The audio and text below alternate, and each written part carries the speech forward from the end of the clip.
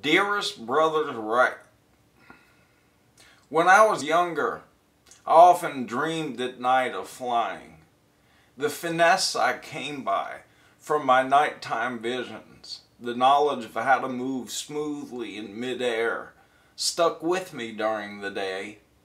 I can still recall the sensation now when I am lucid, but somehow I have lost the privilege of those dreams.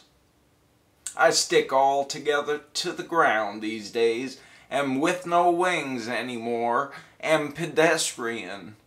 And when I beat my arms frantically in public, try to rise even just an inch or two up off the pavement, well, I'm much too old now, past my prime, and it probably doesn't look very fitting.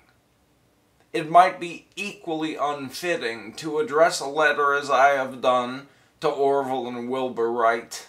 I mean no disrespect, and I will bear in mind that you get no rebuttal, at least not that I'm expecting. More to the point, you two could not have known all this would come, the collisions of today. The clashing of all these new birds with the old world air is very, very loud, I can tell you, in case you haven't heard it. Sometimes it feels like I hear nothing else. Most mornings I wake up with a jolt just after the day-long rush of commercial flights has begun. I have not yet found earplugs thick enough to dampen the noise. I try to be prepared but can seldom rise above it. Always fail to fall asleep again. And I know that we, the three of us, once had the same knowledge of flight that any child does, the same total devotion to freedom. And I know that you would not have wished the current fates on anyone. When I was younger, I wanted everything loud. These days, I try to be quiet when I'm not making music.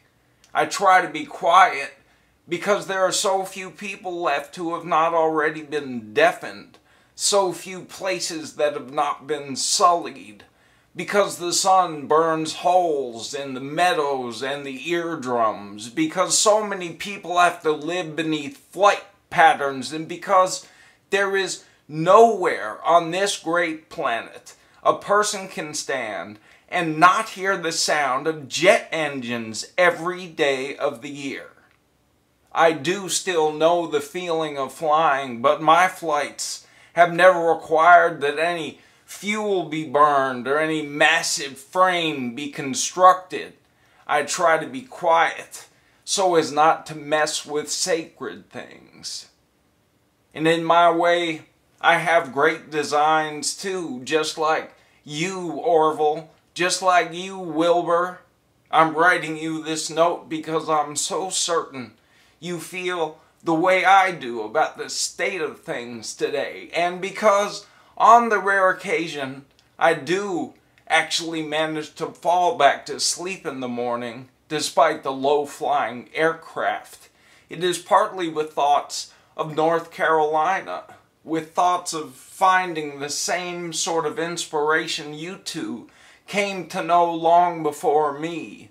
It helps me pass the days to dream of designing some great machine, some silent and simple vehicle that has no boundaries and takes us all back to the places we always wanted to return to, back to the ways we dreamed things would be before the runways paved over the plains, before the turbines sucked all the spirits out of the sky.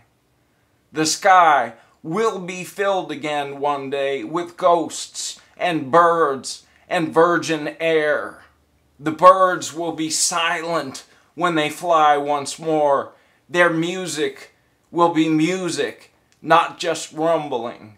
This time, even the crows will learn to sing sweetly. And I can't wait. I hope you're listening too, wherever you are. All my love, Adam.